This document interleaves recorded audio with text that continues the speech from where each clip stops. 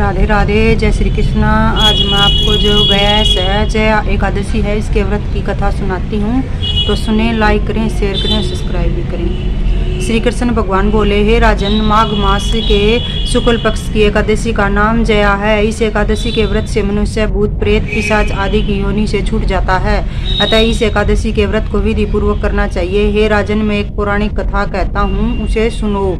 एक समय इंद्र सुरलोक में राज्य करता था। वहाँ अमृत पार कर नंदन वन में अप्सराओं के साथ आनंद पूर्वक क्रीड़ा करता था। वह स्वेच्छा से अप्सराओं को नचाने लगा। जब जगह गंधर्व नाच कर रहे थे और वहाँ गंधर्वों में प्रसिद्ध पुष्पदत्त तथा उसकी लड़की चितसेन की सती मलिन आदि सब थे।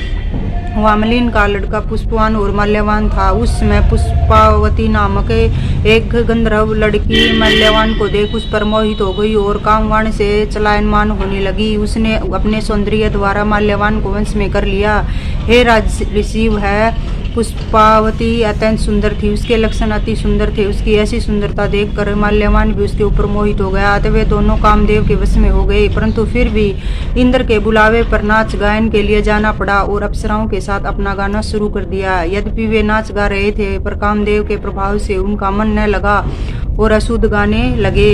उनके भाव भृंगियों को देख इंद्र ने उनके प्रेम को समझ लिया और श्राप दे दिया कि हे मेरी आज्ञा का उल्लंघन करने वाले मूर्खों, तुमने मेरा अपमान किया है, अतः तुमको धिक्कार है। इसलिए तुम स्त्री पुरुष के रूप में शर्तुलोक में जाकर पिशाच का रूप धारण करो और अपना कर्म फल भोगो। इंद्र का श्राप सुनकर वे अत्यंत दुखी हुए और हिमालय पर्वत पर पिशाच बन के दुखपूर्वक अपना जीवन व्यतीत करने लगे। उन्हें गंध रस शब्द आदि कुछ भी ज्ञान नहीं था। उस जगह महान दुख मिल रहे थे। रात दिन में उन्हें एक क्षण भी निद्रा नहीं आती। उस स्थान पर अत्यंत सर्दी थी, जिसके कारण उनके रोमांच खड़े हो गए। एक दिन पिशाच ने अपनी स्त्री से कहा, न मालूम हमने पिछले जन्म में कौन से पाप किए हैं जिससे हमें इतनी दुखदायी है पिशाच योनि प्राप्त हुई है। पिशाच योनि से नरक के दुख सहना उत्तम है। इसी तरह अनेक विचार करते हुए जीवन बिताने लगे।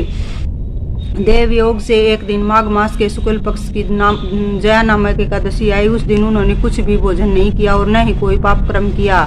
उस दिन फल फूल खाकर दिन व्यतीत किया और महान दुख के साथ पीपल के पेड़ के नीचे बैठ गए। उस समय सूर्य नारायण अस्ताचल को जा रहे थे। वरात्रि में इन दोनों ने एक दूसरे से सटकर बड़ी कठिनाई से काटी। दूसरे दिन सुबह होती भगवान के प्रभाव से इनकी पिशाच देह छूट गई और अति सुंदर देह धारण कर तथा सुंदर वस्त्राभूषणों से अलंकृत होकर स्वर्ग लोक को चले गए। उस समय आकाश में देवतागण तथा गंधर्व उनकी स्तुति करने लगे।